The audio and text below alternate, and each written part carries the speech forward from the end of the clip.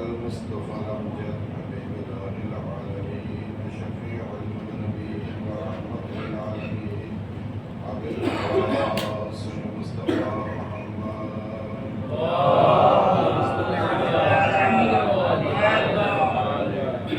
وعلى أهل بيته الطيبين الطاهرين المعصومين المظلومين ولعنة الله على أعدائهم أجمعين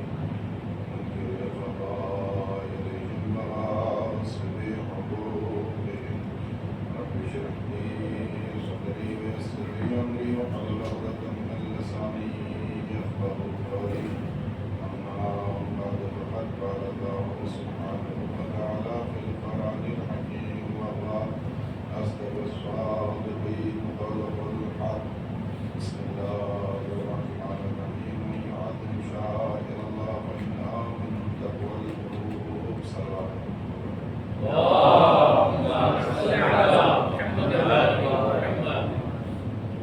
قرآن مجید کے بابرکت پاکیزہ کلمات ہیں، ان کی تلاوت کو شرف حاصل کیا ہے، اس میں پروردگار عالم تمام اہل قرآن اور اہل اسلام کو یہ باور کراتے ہوئے ارشاد فرما رہا ہے کہ خداوند عالم کی بارگاہ میں کچھ ایسی نشانیاں ہیں، کچھ ایسی علامتیں ہیں جن کی تعظیم، جن کا احترام اللہ کی بارگاہ میں تقویٰ ہے، اور جو لوگ ان نشانیوں کا احترام کرتے ہیں اور ان نشانیوں کی تعظیم کرتے ہیں وہ قرآن کی نظر میں متقی ہیں، ان کے دل میں خوف خدا ہے، ان کے دل میں اللہ کا ڈر ہے، اور من موصولہ آپ کے سامنے بات مخفی نہیں ہے، وہ صدر پائی جاتی ہے، من یعظم شعائر اللہ فإنہا من تقوی القلوب، جو بھی اللہ کے شاعر، اللہ کی نشانیوں کی تعظیم کرتے ہیں وہ اللہ کی نگاہ میں، قرآن کی نگاہ میں متقی ہیں اور ان کے دل میں اللہ کا خوف ہے۔ شاعر شہیرہ کی جمع ہے جس کے معنی علامت کے ہیں، یعنی وہ چیز کہ جو اللہ کی یاد تازہ کر دے، یعنی وہ شے جو انسان کے ذہن کو خدا تک پہنچا دے، اسے شاعر اللہ کہا جاتا ہے۔ اب شاعر اللہ یہ کہہ کے تمام لوگوں کو متوجہ کر دیا گیا کہ جو جس معیار کا شاعر ہو اس کی تعظیم اسی معیار کی ہونی چاہیے،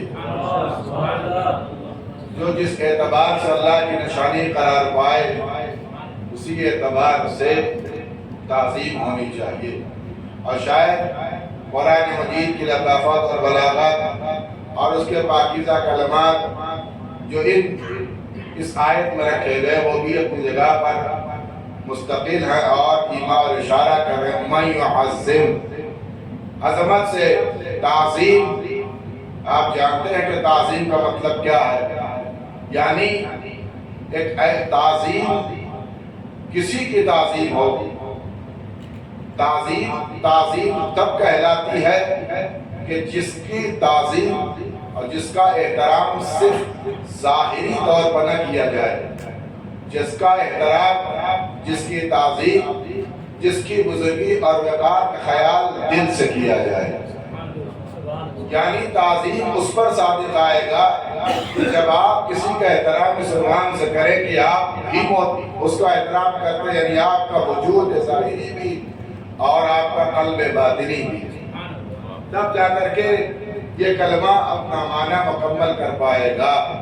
یعنی یوں کہہ دیا جائے کہ ہم اللہ کے شاعر اس کی نشانیوں کا احترام کرتے ہیں، یہ قابل قبول نہیں ہے، بلکہ آپ عملی طور پر یہ دکھائیے کہ آپ احترام کرتے ہیں. اپنے کردار سے بتائیے کہ آپ ان علامتوں کی اور ان نشانیوں کا احترام کرتے ہیں. عزیزان گرامی، علامت اور نشانی، اس پر بھی اگر بحث کی جائے، گفتگو کی جائے تو علامت اور نشانی ہمیشہ تشخیص کے لیے آتی ہے، تمیز دینے کے لیے آتی ہے، دوسروں سے اس کو جدا کرنے کے لیے علامت قرار دیا جاتا ہے اور نشانی قرار دی جاتی ہے تاکہ کسی کو اشتباہ نہ ہونے پائے. عزیزان گرامی، اللہ نے قرآن مجید میں جن جن چیزوں کو شاعر کہا ہے اور جو اللہ کی نگاہ میں اس کی بارگاہ تک پہنچنے کا ذریعہ اور علامت ہیں، وہ سب اللہ کی بارگاہ میں شاعر ہیں. قرآن مجید کی اس آیت کے زمرے میں بہت سی باتیں لکھی گئیں اور تمام مسلمانوں کو اور ان کے عقیدے کو متوجہ کرایا گیا کہ ابھی تمہیں ہم متوجہ کیے دیتے ہیں کہ ہماری نگاہ میں جو ہمارے گھر سے یا اسلام کے قانون سے یا شریعت کے خانے میں آ کر کے جو دائرے وحدت میں آتے ہیں اور اللہ کی بارگاہ تک ان کا سلسلہ پہنچتا ہے، چاہے وہ چیز چھوٹی ہو یا بڑی، وہ اللہ کی نگاہ میں محترم ہے اور اس کے احترام کا حکم تمہیں دیا جا رہا ہے.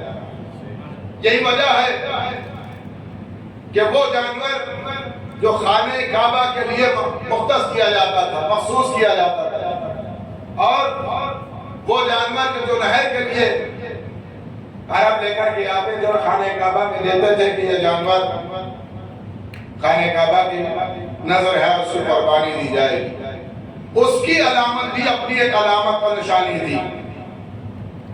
وَالْبُدْنَ جَعَلْنَاهَا مِنْ شَعَائِرِ اللَّهِ، اللہ نے اسے بھی شاعر کہا، بلکہ مفسرین نے فرمایا کہ ان جانوروں کے گردن میں جو رسی پڑی ہوئی تھی اس کو بھی اللہ نے شاعر کہا.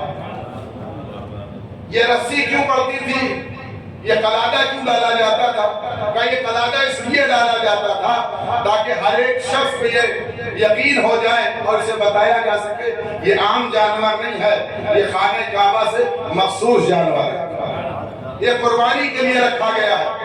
اور یہی نہیں تھا بلکہ عربوں کو بتایا جاتا تھا کہ یہ جو قلادہ ہے یہ تمہیں متوجہ کر رہا ہے کہ اب یہ جانور نہ خریدا جا سکتا ہے نہ بیچا جا سکتا ہے.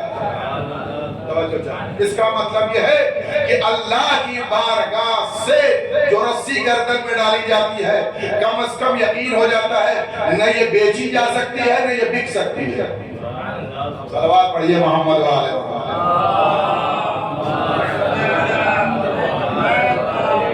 اب بکنا کئی طریقے کا ہو سکتا ہے، اب جو بک جائے اس کا مطلب یہ ہے کہ وہ اللہ کی بارگاہ سے پڑھنے والے قلادے سے جدا ہے، اور جس کی گردن میں رسی نہیں ہوتی. توجہ چاہتا ہوں، رسی پڑھنا بہت بڑا فائدہ ہے، رسی ڈالنا اس بات کی دلیل ہے. ہمارے ہاں بھی دستور ہے کہ جس جانور کی گردن میں رسی ہوتی ہے اس جانور کو اہلی جانور کہا جاتا ہے، اور اگر جانور کی گردن میں رسی نہ ہو اسے وحشی جانور کہا جاتا ہے۔ اہلی جانور اور وحشی جانور میں فرق یہ ہے کہ اگر رسی نہ ہو تو اس بات کی دلیل ہے کہ یہ وحشی جانور ہے، اور جب وحشی جانور ہے تو ہر ایک اس پر منہ مارتا ہے، ہر ایک اس پر منہ مارتا ہے۔ لیکن اگر وحشی جانور نہیں، اہلی جانور ہے اور گردن میں رسی ہے تو رسی اس بات کی دلیل ہے کہ اس سے ہاتھ نہ لگاؤ، اس لیے کہ رسی بتا رہی کہ اس کا کوئی وارث موجود ہے، یہ لاوارث نہیں ہے۔ صلوات پڑھیے محمد والے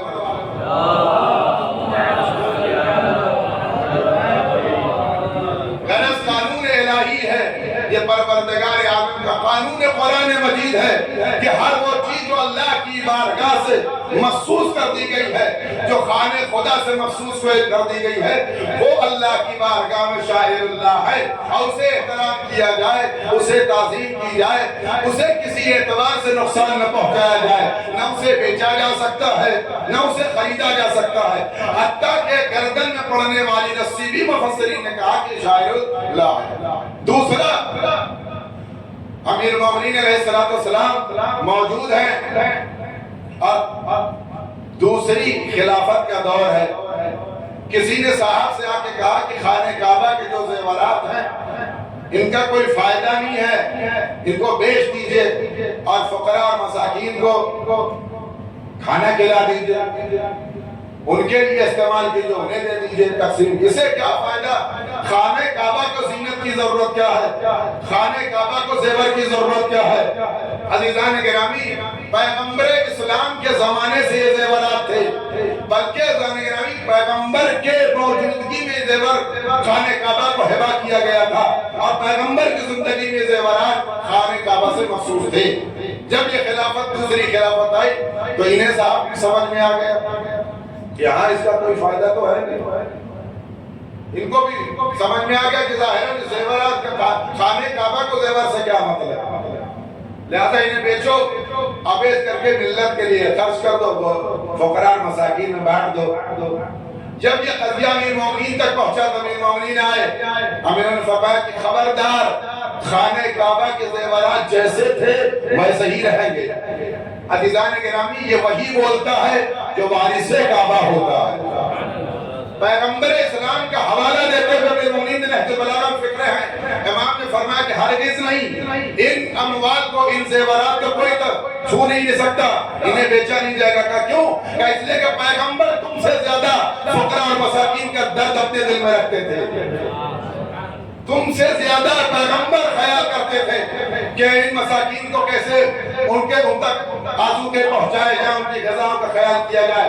لہذا یہ زیورات، جو بھی زیور پیغمبر کے زمانے سے ان خانہ کعبہ میں مخصوص کیے گئے ہیں، یہ سارے زیورات خانہ کعبہ تک قیامت تک رہیں گے، ان کو کوئی ہاتھ نہیں لگا سکتا، انہیں کوئی بیچ نہیں سکتا، بلکہ شرط درست نہیں ہے۔ تمام صحابہ کو متوجہ کر کے امیر مومنین فرمایا کہ جو بھی خانہ کعبہ سے مخصوص ہے وہ خانہ کعبہ سے مخصوص نہیں ہے، بلکہ وہ اب جتنا احترام خانہ کعبہ کا ہے وہ زیورات اس نسبت کے اعتبار سے اتنا ہی محترم ہے، نہ انہیں بیچا جا سکتا ہے نہ ان سے انہیں اتارا جا سکتا ہے۔ اور امیر المومنین نے یہ بیان کر کے بتا دیا کہ قیامت تک جو اللہ سے یا اللہ کے گھر سے مخصوص ہو جائے اپنے نسبت کے اعتبار سے محترم ہوا کرتا ہے۔ صلوات پڑھیے محمد والے محمد۔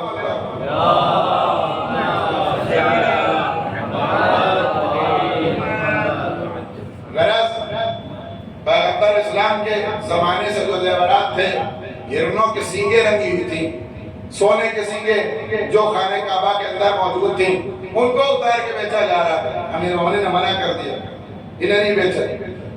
دوسرے مقام پر بھی قرآن نے اشارہ کیا، تابوت سکینہ، پیغمبر اسلام موجود ہیں، صحابہ کرام کے سامنے تابوت سکینہ کا تذکرہ سورہ بقرہ میں آیا۔ پیغمبر نے تذکرہ کرتے ہوئے فرمایا کہ بنی اسرائیل میں تابوت سکینہ اتارا گیا۔ تابوت سکینہ کیا ہے؟ پیغمبر اسلام نے فرمایا تابوت سکینہ بنی اسرائیل میں تھا اور اس میں پروردگار تھا کہ اس کو ملائکہ تحملہ الملائکہ کو، ملائکہ اس کو اٹھائے ہوئے پھرتے رہتے۔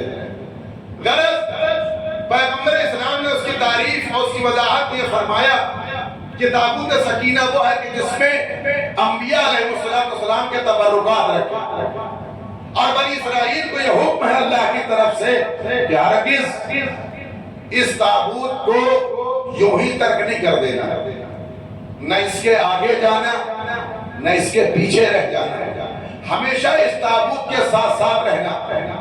جب تک تم تابوت کا احترام کرتے رہو گے، تعظیم کرتے رہو گے اور تم اپنے احترام پر باقی رہو گے تو تمہارے دل میں اللہ کا خوف ہوگا اور تم اللہ کی طرف سے نازل کردہ برکتوں کے ذمہ دار ٹھہرائے جاؤ گے۔ جس دن تم نے اس تابوت کو ترک کیا اور اس کی تعظیم میں کوتاہی کی تو اللہ کی طرف سے برکتیں اٹھا لی جائیں گی، تم پر مصیبتیں نازل ہوں گی۔ عزیزان گرامی، ایک زمانے تک، ایک عرصے تک بنی اسرائیل میں یہ تابوت تھا۔ مفسرین نے لکھا کہ تابوت موجود تھا، لوگ تابوت کا احترام کرتے تھے، اس کی تعظیم کرتے تھے، نہ اس کے آگے جانا پسند کرتے تھے نہ اس سے پیچھے رہ جانا پسند کرتے تھے، اس کے ساتھ ساتھ اس کی مائیت میں زندگی گزار رہے تھے۔ روشن خیالیاں بڑھ گئیں، کچھ لوگ آ گئے، زمانہ غالب آ گیا، ذہنوں پر اسلام کا اور قانون خدا پر پردہ چلا گیا، احترام اور تعظیم میں کمی ہوتی چلی گئی، یہاں تک ایک دور آ گیا کہ اس تابوت سکینہ کو یوں ہی بچوں کے درمیان ڈال دیا جانے لگا، بچے اس میں رسی ڈال کر کے کبھی ادھر کبھی ادھر پھرانے لگے۔ عزیزان گرامی، یعنی اس تابوت سکینہ کو احترام ختم ہو گیا، اس کی تعظیم معدوم ہو گئی، اس کی نسبت کو مجروح کیا جانے لگا، حکم پروردگار پر پردہ ڈالا جانے لگا۔ جب تابوت سکینہ کا یہ حال اللہ نے دیکھا تو خدا بند عالم نے اپنے فرشتوں کو بھیجا اور بھیج کر کے اس تابوت سکینہ کو واپس بلا لیا۔ عزیزان گرامی، واپس جب بلا لیا، توجہ چاہتا ہوں، واپس جب بلا لیا، تاریخ میں لکھا، مفسرین کا بیان ہے کہ جب یہ تابوت سکینہ ان کے درمیان سے اٹھ گیا تو فوراً اٹھتے ہی ان کے درمیان جو برکتیں تھیں وہ دھیرے دھیرے ختم ہونے لگی، مصیبتیں ان پر آنے لگی، بادشاہوں کے طرف تسلط بڑھتا رہا، یہاں تک کہ ان کی زندگی کا شکنجہ کستا جاتا رہا، یہاں تک کہ مشکلات بڑھتی چلی گئی اور اس طریقے سے یہ مجبور ہونے لگے کہ ادھر سے ادھر ان کی زندگی فقیروں کی مانند ہو گئی۔ اب ان کا عزت و وقار ختم ہو گیا، ان کی توقیر مجروح ہو گئی، صرف اس لیے کہ اللہ کے حکم کا احترام نہیں کیا گیا، اللہ کی محترم چیز کی تعظیم نہیں کی گئی۔ تابوت سکینہ بھی اٹھ گیا، سکینہ تابوت سکینہ کے ساتھ برکتیں اٹھ گئی۔ پیغمبر بیان کر چکے، صحابہ میں خاموشی تھی، کسی نے پوچھا یا رسول اللہ اس تفسیر کا مطلب کیا ہے؟ اب پیغمبر نے فرمایا یاد رکھو جس طریقے سے بنی اسرائیل میں تابوت سکینہ تھا اور حکم پروردگار تھا، نہ اس کے آگے جانا نہ اس کے پیچھے رہ جانا، آگے جاؤ گے تب بھی ہلاک کیے جاؤ گے، پیچھے رہ جاؤ گے تب بھی مارے جاؤ گے، تعظیم میں کوتاہی کرو گے تب بھی ذلیل و رسوا ہوگے۔ اور یاد رکھو وہ جیسا محترم تابوت سکینہ بنی اسرائیل میں تھا ویسے ہی امت محمد میں آل محمد تابوت سکینہ کی طرح ہے، نہ آل محمد کے آگے جانا نہ آل محمد کے پیچھے رہ جانا۔ جب تک آل محمد کی تعظیم کرتے رہو گے اللہ کی نگاہ میں محترم رہتے چلے جاؤ گے۔ جس دن تم آل محمد کو پسے پردہ ڈال دو گے تو ہم بھی آل محمد کو مہدی کی شکل میں غیبت قدرہ میں ڈال دیں گے، ذلیل بھی ہوتے رہو گے، رسوا بھی ہوتے رہو گے، برکتیں چھنتی رہیں گی۔ صلوات پڑھیے محمد و آل محمد۔ امام کو پردے غیب میں اللہ نے ڈال دیا، رکھ دیا عزیزان گرامی، اسی طریقے سے جس طریقے سے امت پیغمبر پر پیغمبر اسلام نے بیان کر دیا کہ ہماری مثال، ہم اہل بیت کی مثال تابوت سکینہ کی طرح، نہ ہم سے آگے جانا، ہم سے آگے جاؤ گے تب بھی مارے جاؤ گے، ہم سے پیچھے رہ جاؤ گے تب بھی رسوا و ذلیل کیے جاؤ گے۔ اور اگر ہماری تعظیم میں تم نے کی، عزیزان گرامی، مفسرین نے اور اہل علم نے، علماء نے امام کو غیبت کبریٰ میں جانے کے لیے بہت سی علامتیں بیان کی ہیں۔ مومنین کی آزمائش کے ساتھ ساتھ اس میں ایک رئیسی علامت یہ بھی ہے کہ اگر اللہ کی آیتوں کا احترام کیا گیا ہوتا، اللہ کی آیتوں کی تعظیم کی گئی ہوتی تو آج امت اس ناقدری تک نہ پہنچتی۔ آج جو امت ذلیل اور رسوا ہو رہی ہے اس کی وجہ یہ ہے کہ اللہ کی محترم جو اس کے شاعر تھے ان کی تعظیم نہیں کی گئی. صلوات پڑھیے محمد والے محمد.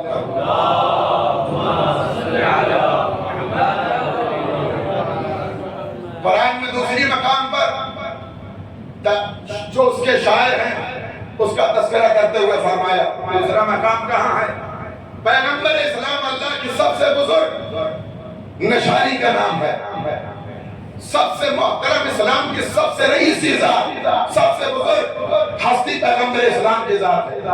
اور پیغمبر اسلام کا احترام پیغمبر کی زندگی سے لے کر کے پیغمبر کی حیات طیبہ کے بعد بھی قرآن نے متوجہ کیا ہے. یاد رکھو صاحبان ایمان تم سے یہ کہا جا رہا ہے کہ تم پیغمبر اسلام کی زندگی میں بھی اطاعت اور ان کے مرنے کے بعد تمہیں پیغمبر کی زندگی کا خیال کرنا ہے. اور بہت سے مقامات پر قرآن میں اس کا اشارہ کیا گیا ہے. جب نویں ہجری کے 9ویں سال پیغمبر اسلام کے پاس بڑے بڑے قبیلے اور بڑے بڑے خاندان عشائر آتے تھے اور اسلام قبول کرتے تھے. ان میں سے بہت سے مشہور قبیلے بھی آئے پیغمبر کی خدمت میں اسلام قبول کرنے کے لیے اور آپ کی دست رسالت پر نبوت کا کلمہ پڑھنے کے لیے. سلسلہ جاری رہا. ایک دن ایسا ہوا کہ بنی تمیم جب آئے اور انہوں نے پیغمبر کی خدمت میں نبوت کے اقرار کا اظہار کیا کہ ہم آپ کی نبوت کو قبول کرتے ہیں اور اللہ کی الوہیت اس کی وحدت کا کلمہ پڑھتے ہیں. اب وہاں پر اس مجمع میں ایک خواہش ظاہر کی گئی کہ ہم میں کوئی ایسا ہو جو آپ سے مساعدہ لینے میں رابطے پر ہے. تب کس کا نام لیا جاتا؟ تو بڑے میاں کھڑے ہوئے انہوں نے کہا ہم ایک نام آپ کو دیے دیتے ہیں کہ آپ ان کو ذمہ دار بنا لیجیے، اپنی طرف سے امیر بنا دیجیے بنی تمیم کا. انہوں نے تقاقع کا نام دیا کہ ان کو لے جائیے، ان کو آپ ذمہ دار بنائیے. جیسے ہی اس شخص کو بنایا تو فوراً دوسرے صاحب کھڑے ہوئے نہیں کر یہ آدمی ٹھیک نہیں ہے، ہم ایک نام آپ کو دیے دیتے ہیں. ضرور بھی ہوتا رہتا ہے. مکتب کے معتبر نہیں ہوں گے جہاں ایک نام دیے تھے انہیں بنا دیجیے وزیر. انہوں نے اقرا بن حابس کو دے دیا، یہ صاحب ٹھیک ہے آپ انہیں بنا دیجیے.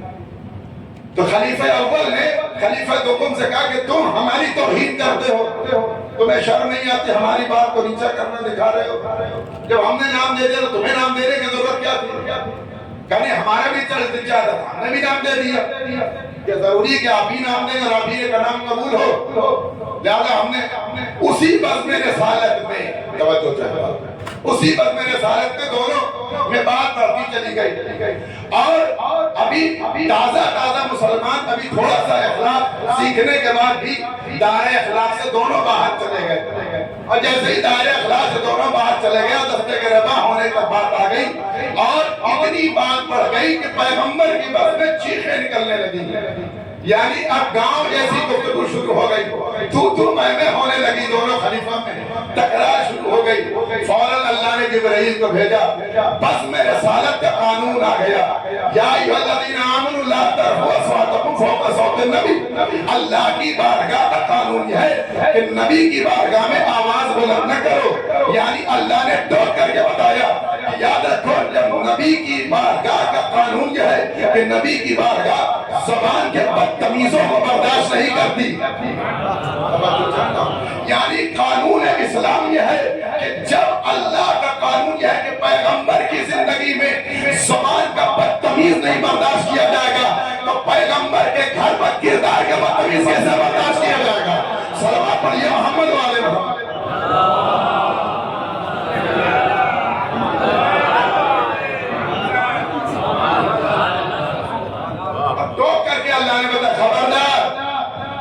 یہ برداشت نہیں ہے کہ نبی کی بارگاہ میں آواز بلند کی جائے، نبی کی بارگاہ میں چیخ و پکار کی جائے. اس کے دائرے جلسے کا قانون یہ ہے کہ ہمیشہ نیچی آواز میں گفتگو کرو. اور جو لوگ نیچی آواز میں گفتگو کرتے ہیں اولئک الذین امتحن اللہ قلوبهم للتقوی، انہی کے دل میں اللہ کا تقوی ہے، ان کا دل اللہ کی بارگاہ سے آزمایا ہے، جو اللہ کی بارگاہ میں بزم رسالت میں آتے ہیں، شستہ گفتگو کرتے ہیں، تعظیم رسالت میں گفتگو کرتے ہیں، احترام پیغمبر میں گفتگو کرتے ہیں۔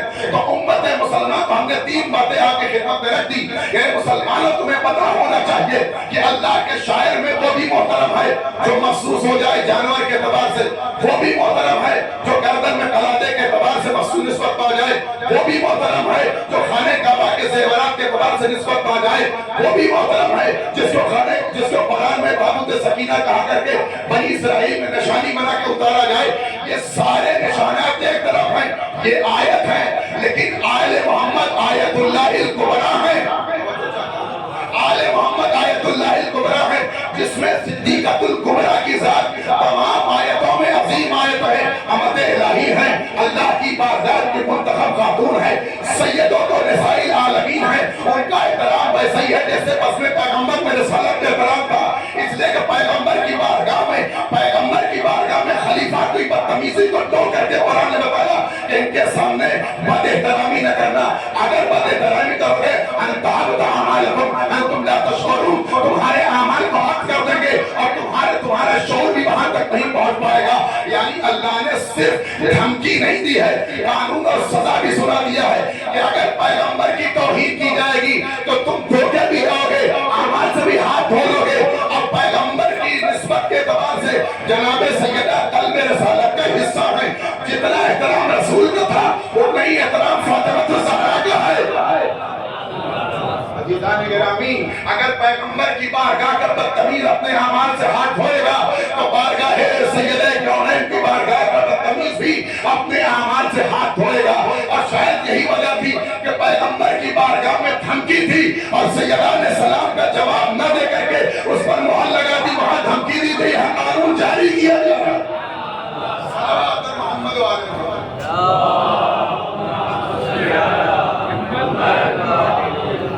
بابا کی بارگاہ میں دھمکی دی گئی تھی اور ہماری بارگاہ میں تمہاری بدتمیزی ثابت ہو چکی ہے، اور جب ثابت ہو چکی ہے تو تمہارے اعمال بھی حق کیا جا چکے ہیں۔ اب تم نہ مسلمان رہے نہ مسلمان کے ذمہ دار رہے، لہذا عزیزان گرامی یہ تو جنت البقیع کا معاملہ ہے۔ مسلمانوں نے اس بنیاد پر نہیں کہ ہمیں قبر کا کوئی احترام تھا اور ہمیں قانون الہی تھا، قبر اتنی اونچی نہیں ہونا چاہیے، قبر ایسی ہونا چاہیے، اور وہ جعلی حدیث جو امیر المومنین علیہ السلام سے نقل کی گئی اس کے چاروں راوی نہیں ہے، آگے جعفر سبحانی نے، آگے جواد عملی نے رد کیا ہے، یہ چاروں راوی جو ہے فضول تھے، جھوٹے تھے۔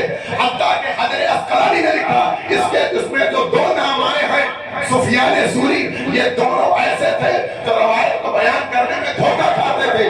عزیزان گرامی یہ روایت بھی جاری تھی، اور جس اجماع کے تحت چلا جنت البقیع کو گیا وہ اجماع بھی ثابت نہیں تھا۔ لہذا یہ جو تم نے کام کیا ہے یہ صرف اس لیے نہیں کیا ہے کہ اسلام کے خیر خاطر، تم اس لیے تھے کہ تمہیں بزرگوں کی دشمنی تمہارے دلوں میں پل رہی تھی، تمہیں عداوت آل محمد نے مجبور کر دیا۔ اور یاد رکھو جس کی وجہ سے پیغمبر نے شاید اسی لیے کہا تھا کہ ہمارا احترام ویسا ہی ہے جیسے تابوت سکینہ کا ہے، لیکن اگر تم نے تابوت سکینہ کی طرح ہمارے محمد کا احترام نہیں کیا تو جیسے آج رسوا ہو رہے ہو، ذلیل ہو رہے ہو، اور ساری دنیا تم پر تھوک رہی ہے، تمہارے مسلمان ہونے پر یہ شک کر رہی کہ تم مسلمان ہو بھی یا نہیں ہو۔ آج صرف ایک حملے نے ثابت کر دیا کہ سچا مسلمان کون ہے، دھوکے دار مسلمان کون ہے، ذمہ دار کون ہے، غیر ذمہ دار کون ہے، تماشا دیکھنے والا کون ہے، قربانی دینے والا کون ہے۔ تمہارا رشتہ ویسے ہی تھا جیسے شام کے بازار میں تماشا دیکھنے والے کچھ مسلمان تھے، جیسے یزید کے دربار میں کچھ ایسے مسلمان تھے جو نام کے مسلمان تھے، کل بھی تماشا اسلام کا شیرازہ بھی کر رہا تھا، دیکھ رہے تھے، اور آج بھی مظلوموں کو مارا جا رہا ہے، اور آج بھی 56 مسلمانوں کا ملک ویسے ہی دیکھ رہا ہے۔ تمہارا کل بھی اسلام سچا نہیں تھا، آج بھی اسلام سچا نہیں ہے، لہذا تم نے جو جنت البقیع گرایا ہے یہ اسلام کی محبت نہیں گرایا بلکہ آل محمد کی عداوت میں۔ اس لیے کہ جن معصومین کی قبریں وہاں پر ہیں وہ صرف اللہ کی بارگاہ میں آیت نہیں ہے، آیت اللہ العظمیٰ ہے، اولیاء ہیں، خاصان خدا ہیں، اللہ کے مختص، اللہ کے مخصوص بندے ہیں۔ آخری بات، قرآن مجید اب بھی اگر تمہیں سمجھ میں نہیں آیا تو جاؤ اصحاب کہف کے مسئلے کو پڑھو، اور پوری تاریخ میں مفسرین نے سب نے لکھا کہ جب اصحاب کہف کا ایک فرد امت میں آیا تو گھبرا گیا، 300 سال کے بعد اترا، نہ سکے چل رہے ہیں، نہ لباس ان سے میل کھاتا ہے، نہ کلچر دکھائی دیتا ہے، یہ دنیا بدل گئی، اپنا پرایا کو سمجھ میں نہیں آتا، واپس چلا گیا۔ اس زمانے میں دو عقیدے رونما ہوئے، ایک عقیدہ وہ جو معاد سے منسلک تھا، اور ایک عقیدہ جو جماعت کے خلاف تھا۔ ایک گروہ یہ آگے رہا کہ یہ لوگ جن کو 300 سال کے بعد دنیا میں بھیجا گیا ہے، اس کا مطلب یہ ہے کہ اللہ مرنے والوں کے بعد کچھ لوگوں کو مرنے کے بعد بیدار کرے گا، ان کو زندہ کرے گا، یعنی معاد کا عقیدہ انہوں نے قبول کیا۔ اور کچھ لوگوں نے کہا نہیں ایسے ہی ہے، معاد کے اوپر کوئی دلیل نہیں ہے۔ ان دونوں گروہ میں یہ ٹکراؤ ہو گیا۔ جب یہ دوبارہ اصحاب کہف کا وہ فرد واپس آیا اور غار میں چلا گیا تو اب اس میں دونوں گروہ واپس آئے۔ بہت تلاش کرنے کے بعد جو اس زمانے کا بادشاہ تھا وہ تھوڑا بہت سنجیدہ آدمی تھا، اس نے کہا کہ پہلے تلاش کرو۔ جب تلاش نہیں کر سکے تو اس کو یہ نظر آیا کہ اللہ کی طرف سے کوئی خاص انتظام ہے، لہذا اس پر کوئی عمارت بنائی جائے۔ تو وہ لوگ جو معاد کے منکر تھے انہوں نے ایک سادی عمارت کا مطالبہ کیا، اور جو لوگ معاد سے اقرار کرنے والے تھے انہوں نے اللہ کی بارگاہ میں ایک مسجد بنانے کی بات کی۔ یعنی اس کا مطلب یہ ہے جو ان کے زمانے میں یہ تو تصور تھا جو اللہ کے خاص لوگ ہوتے ہیں ان پر بھی جو عمارت بنے گی وہ اللہ سے منسوب عمارت بنے گی، غیر منسوب عمارت نہیں بنے گی۔ کیوں؟ اس لیے کہ ان کی نگاہ میں یہ اولیاء الہی تھے، ان کی نگاہ میں محترم تھے، لہذا انہوں نے مسجد کے مطابق کہ ہم مسجد بنائیں۔ اور جن کی نگاہ میں ان کے اولیاء ہونے اور ان کی تعظیم کا اور ان کے اللہ سے کسی رابطے کا کوئی یقین نہیں تھا، وہ لوگ منکر ہوئے، معاد کے بھی منکر ہوئے، ایک سادی عمارت کا مطالبہ کیا۔ غیرت اجانے کے نامی بہتری دلیلیں موجود ہیں کہ یہ جو آپ نے کارنامہ انجام دیا، اہل بیت اطہار علیہ السلام کا روزہ منہدم کیا، یہ صرف تم نے عداوت میں کیا۔ اگر تم سچے مسلمان تھے تو جناب دانیال کی قبر موجود تھی، جناب اسماعیل کی قبر موجود تھی، جناب ابراہیم کی قبر موجود تھی، جناب ہود و صالح کی قبر موجود تھی، مصر میں دیگر انبیاء کی قبریں موجود تھی، بہت سے محترم لوگوں کی قبریں آج تک موجود ہیں، تم نے کسی کا قبر پر حل نہیں چلایا۔ لیکن عزیزان گرامی، تمہارا یہ کارنامہ ہمیشہ سے اہل بیت کے خلاف ہے، اور جنت البقیع کو تم نے گرا دیا۔ آج 100 سال سے زیادہ ہو گیا ہے، وہ ہستی جس کو پیغمبر نے جاتے جاتے کہا تھا فاطمہ میرے جگر کا حصہ ہے، اس کو اذیت نہیں دینا۔ انہیں اذیت دینے کا مطلب ہے کہ تم رسول کو اذیت دے رہے۔ فیضان گرامی،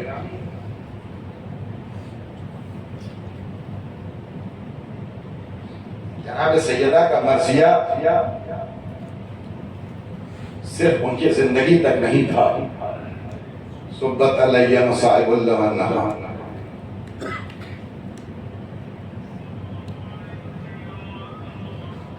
بلکہ آج بھی آپ کی ٹوٹی ہوئی قبر، بے سایہ قبر آج بھی یہ مرثیہ پڑھ رہی ہے۔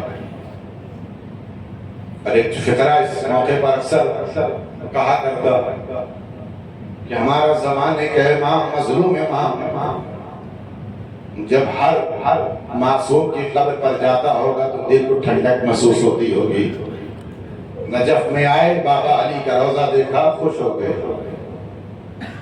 کربلا گئے، امام حسین علیہ السلام کی قبر مبارک پر سایہ دیکھا، دل کو سکون مل گیا۔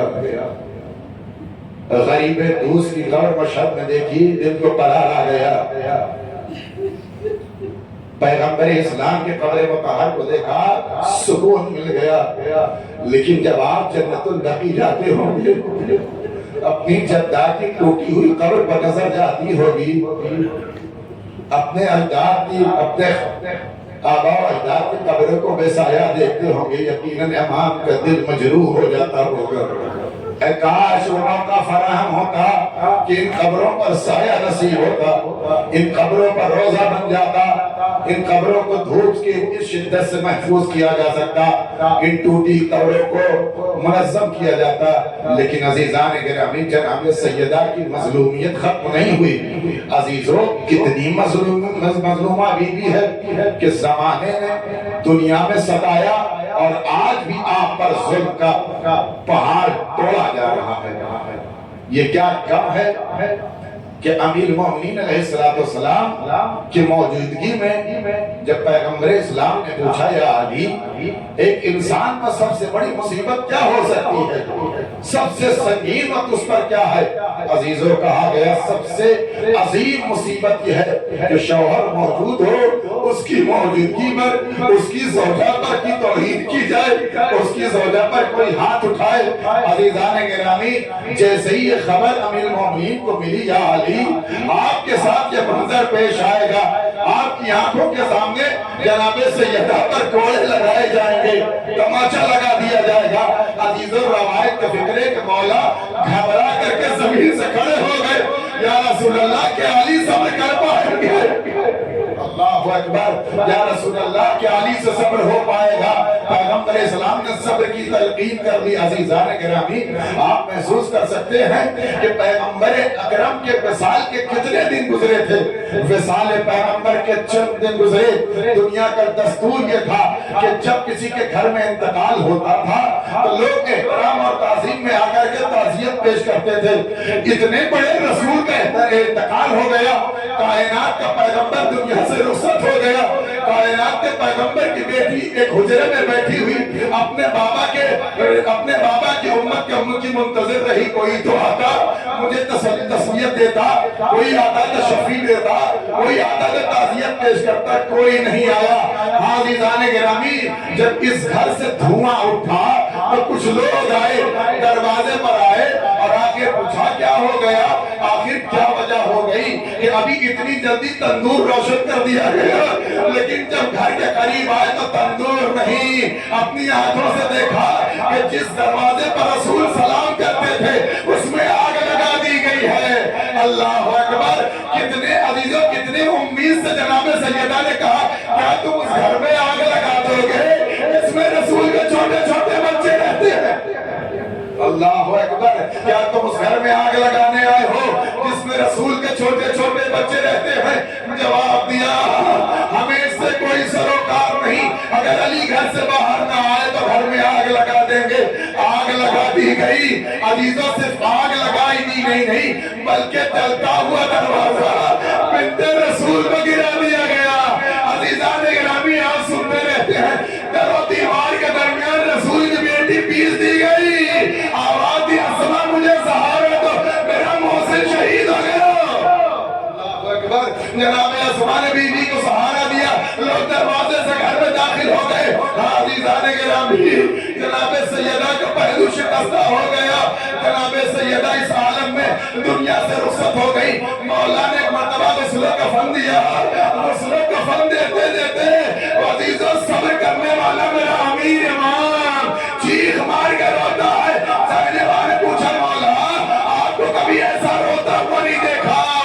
امیر مومنین نے فرمایا، جو میں نے دیکھا وہ کوئی نہیں دیکھ سکتا۔ مولا کیا دیکھا؟ کہ سیدہ کی پسلیاں ٹوٹ گئی۔ اللہ اکبر، عزیزان گرامی، جناب سیدہ کا جنازہ چلا، عزیزو، جناب سیدہ کا جب جنازہ چلا اور باب مقاتل کہتے ہیں کہ امیر مومنین نے اپنی آنکھیں بند کر لی، آنسو جاری تھا، امام حسن مجتبیٰ ساتھ ساتھ تھے۔ بابا کی آنکھیں بند دیکھی، ایک مرتبہ پوچھا، بابا آپ کی آنکھیں کیوں بند ہیں؟ میری ماں کا جنازہ جا رہا ہے، آپ نے آنکھیں کیوں بند کرنے کا؟ میرے لال، میری آنکھیں اس لیے بند ہے کہ جنازے میں رسول خدا آئے ہیں، میں رسول خدا سے شرمندہ، اے بیٹا تمہاری ماں کا جنازہ زخمی ہے۔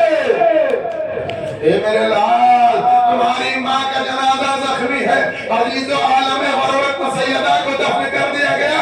علی کی غربت کا اندازہ لگائیں کہ رات کی تاریکی میں علی مجھے دفن کرنا، کسی کو مجھے میری قبر پر قریب نہ آنے دینا، میری قبر کا نشان مٹا دینا۔ عزیزو کئی قبریں علی نے بنا دی، عزیزو جس کی قبر عالم اسلام میں سب سے زیادہ اجاگر ہونا چاہیے وار غربت علی، ہر قبر پر بناتے رہے اور سیدہ پر روتے رہے، مٹی ڈالتے رہے، اے کوئی کاش سیدہ کی قبر کی جانب نہ بڑھے۔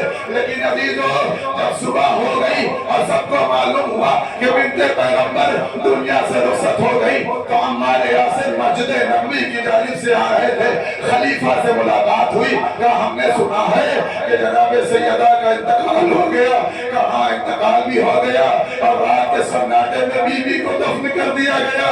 عزیزو جیسے ہی یہ ذکر جناب عمار کے لہجے سے ادا ہوا، اس ملعون نے کہا ایسے کیسے ہو سکتا ہے، ہم نماز پڑھے بغیر سیدہ کو دفن ہونے دے، ہم نماز پڑھیں گے چورا نقش قبر کریں گے، سیدہ کے جنازے کو نکالیں گے۔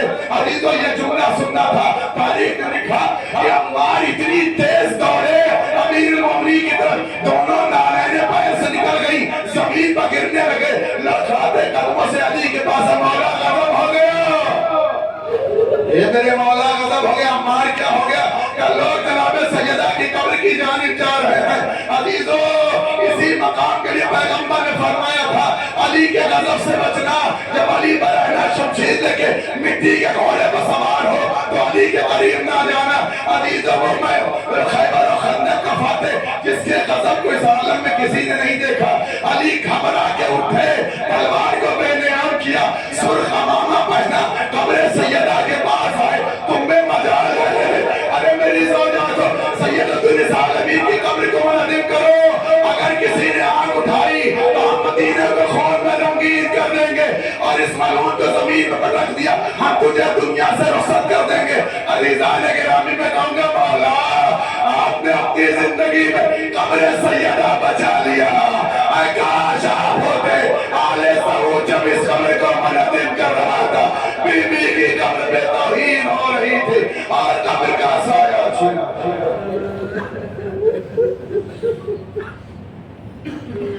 سيعلم الذين ظلموا وجه من قلب جهنم ألا لعنة الله على القوم الظالمين اللهم كن لوليك الحجة بن الحسن صلوات عليك وعلى آبائك في هذه الساعة وفي كل ساعة وليا ومعبدا وقائدا وناصرا ودليلا وإن حتى تسكنه أرضك طوعا وتمتع فيها بارے العمال اور مقصد کے ہمارے اس مختصر عبادت کو قبول فرما۔ پروردگار شیعہ نے درقرار جہاں جہاں جان مال عزت آبرو کی حفاظت فرما، علماء کرام مراجع اعظام کی حفاظت فرما، ہمارے گناہ کبیرہ صغیرہ کی مغفرت فرما، ہم کو جادہ آل محمد علیہ السلام میں چلنے کی توفیق عنایت فرما، ہمارے عمل سے ہمارے امام کو راضی فرما۔ پروردگار جنت البقیع کے تعمیر کے تمام وسائل فراہم فرما، اس عظیم دعا کو قبول فرما، ان کے اسباب کو مہیا فرما۔ پروردگار قبر جناب سیدہ پر سایہ عطا کر کے مومنین کے قلوب کو ٹھنڈک نصیب فرما۔ پروردگار تیری بارگاہ میں گزارش ہے کہ جس مقصد سے جوار معصوم میں ہم موجود ہمارے مقصد میں کامیاب و کامران فرما۔ وارث فاطمہ وارث قبر جناب سیدہ امام زمانہ کے ظہور میں تعجیل فرما، ہم سب کو امام کے فوج ظفر موت میں شمار فرما، وتقبل منا انک انت السمیع العلیم۔